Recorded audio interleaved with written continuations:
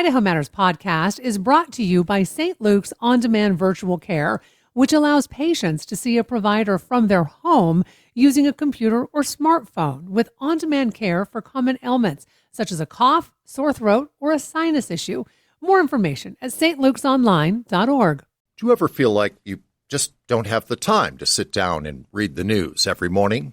Sometimes things get so hectic you can't even scroll through your feeds while you're trying to get ready. A podcast from Boise State Public Radio has you covered.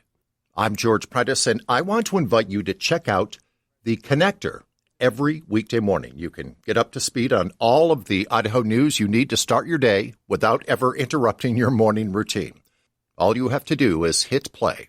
That's The Connector from Boise State Public Radio. Find it wherever you get your podcasts. More Idaho Matters now from the studios of Boise State Public Radio News. I'm Gemma Caudette. The New York Times is reporting that tariffs put in place by President Trump had an impact on trade in August, with a more than 5% drop in the imports of goods and services. The tariff landscape keeps changing, and the U.S. Supreme Court is considering whether the president has the power to put these tariffs in place. In the meantime, how are tariffs impacting the price of things like food? How will they affect the holiday buying season? And how are they impacting our relationships with countries like Canada? Dr. Ross Burkhardt, economist and professor at Boise State, sat down with our Morning Edition host, George Prentice, to answer those questions. Let's take a listen. My goodness, to be a Canadian lately, they're getting the brunt of President Trump's tariff whims. Things are not going too well for Canada right now. No, they're not, George. The year has had its ups and downs. Certainly started off as a down note for Canadians in that the rhetoric from the Trump administration was relatively hostile and aggressive toward Canada. The idea that Canada would become the 51st state of the United States, that the United States would be able to protect Canada in some way, this didn't resonate very well with Canadians. And the economic side of things also is not resonating very well, since now Canadians face a 35% tariff on goods that aren't regulated by the current trade agreement between Canada and the United States, which is not a large amount, but depending upon the product that we're talking about, these are significant tariffs. So Canada does have a lot to deal with the what they call the elephant to the south, the United States, and when the elephant sneezes, Canadians must react to it. And indeed, it seems as if one of the biggest gut punches is to Canada's auto industry. For more than, now 60 years since the Auto Pact has been in place, the Canadian and American auto industries have operated very much in sync. The cars that are purchased in the United States and in Canada from each other have crossed the border quite a number of times in terms of the parts and assembly aspect to it. So there is very much the quintessential integrated relationship of the auto trade between the U.S. and Canada. And now with tariffs on basic items such as steel, that certainly harms the auto industry in Canada and by extension the United States, since the two are so integrated. I was doing some research. If you look at the impact of tariffs in Canada, just this year, it's $50 billion, and that's about 1.8% of Canada's GDP. Yes, so Canada also has become, over the years, integrated in trade with the United States. Prior to 1987, there wasn't a full free trade agreement between the U.S. and Canada, and now there have been three: a free trade agreement in 1987, the NAFTA in 1994, and the U.S. MCA in 2020. Those free trade agreements have really integrated the Canadian economy with the United States. So there's a great reliance on this passage of goods across the borders, and any tariff that occurs is going to have a negative impact on that. So Canada is now forced to try to find more markets, different markets for its goods. Hence the Prime Minister's trip to Asia and meeting with the Chinese president and South Korea and Japan and Europe, all over. So Canada is now scrambling to try to find new markets for its goods. It appears as if Canadian Prime Minister Carney, he appears as if he keeps his cards pretty close to the vest, but I am stunned that there are days he just doesn't lose it. Oh, well, he does seem like central casting, which is one of President Trump's favorite terms, central casting for a central banker. And indeed, he was the central banker for two countries, for the United Kingdom and for Canada. So he fits that bill very well. He has had some ups and downs with President Trump, but overall, his relationship has been better than Trump's with the previous prime minister, Justin Trudeau. Mhm. And so that might serve Canada better in the near future if the United States does change its trade posture with Canada. The prime minister does tend to take a longer range and more patient game with the United States, but the problem is for Canada, as you suggested, that they are already losing revenue and can't afford to lose much more. We're speaking with Dr. Ross Burkhardt this morning. Dr. Burkhardt, let's talk about the almost historic event of arguments before the Supreme Court on President Trump's reciprocal tariffs. A lot of people, I think, might have thought, well, eventually this is going to have to go to the High Court. Indeed, it did. Do you have a sense of how things went? Well, the arguments were quite interesting. The claims by the Trump administration that executive power extends to the ability of the president to use tariffs as a tool of foreign policy is an argument that was pushed pretty hard at the Supreme Court. The Supreme Court justices uh, pushed back as well. The majority of them asked rather probing questions of the Solicitor General and thus the administration as to whether or not this was a legitimate interpretation of the act that the president has been using to justify these tariffs.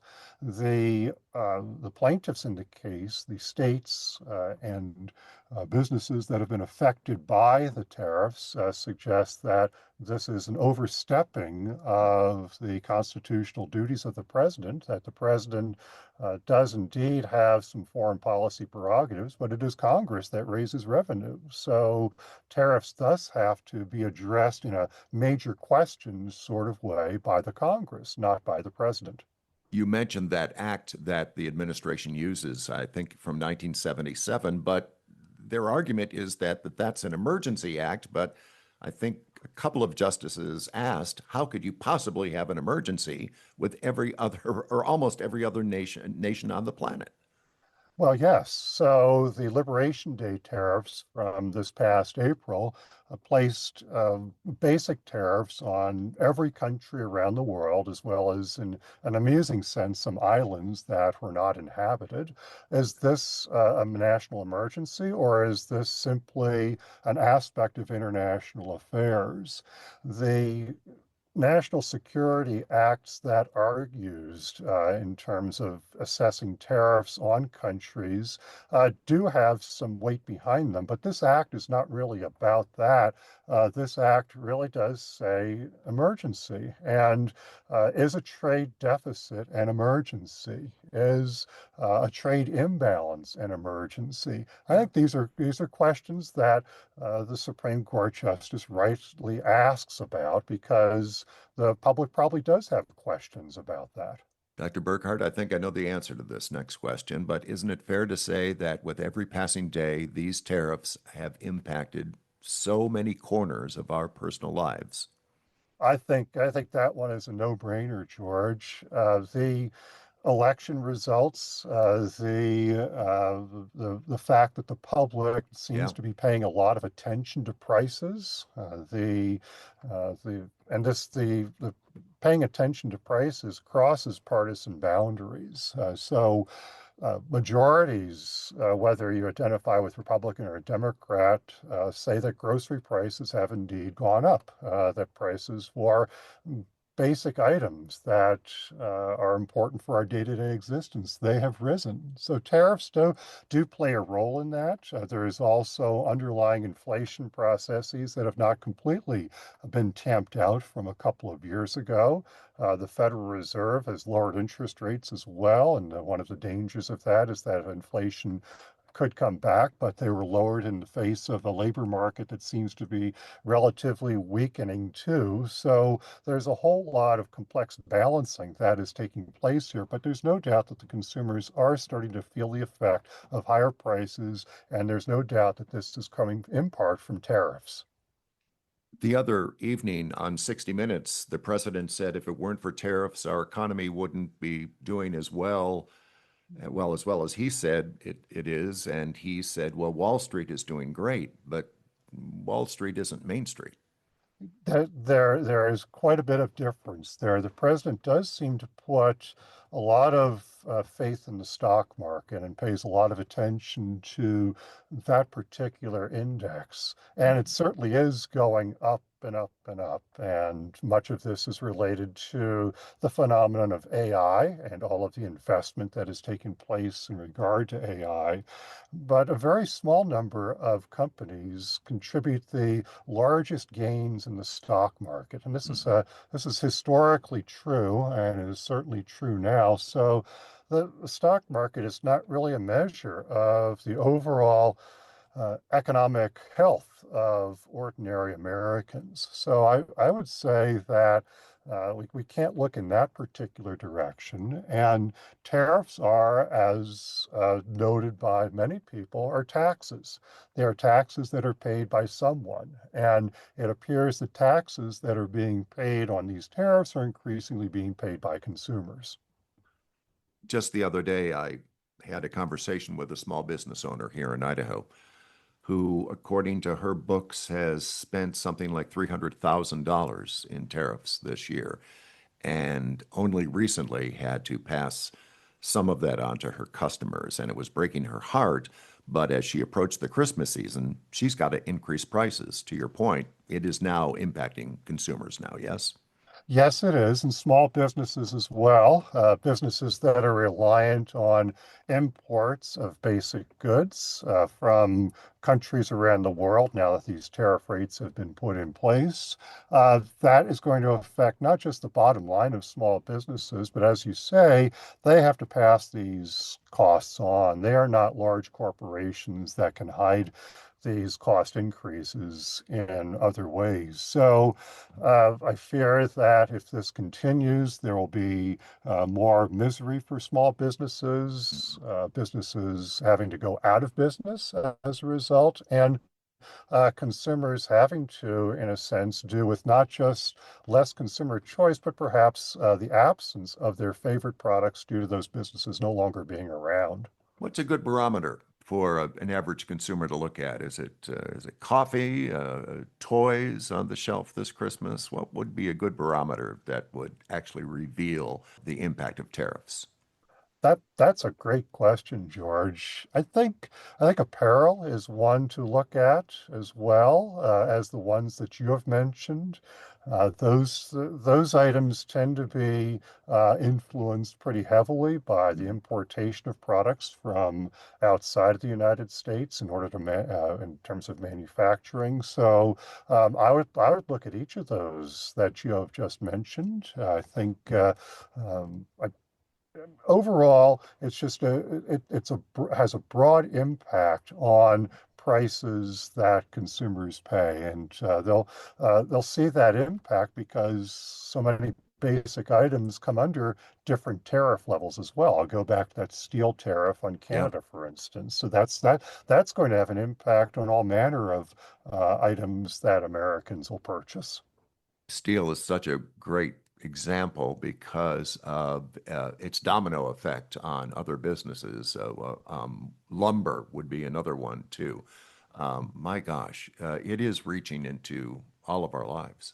It is. And it doesn't look like it's going to go away soon, regardless of how the Supreme Court decides this particular case about tariffs. It's Mm. going to take quite some time for, if the Supreme Court mandates changes in this tariff schedule, for that change to be implemented. Yeah, So how do, we'll how do see. you unwind this?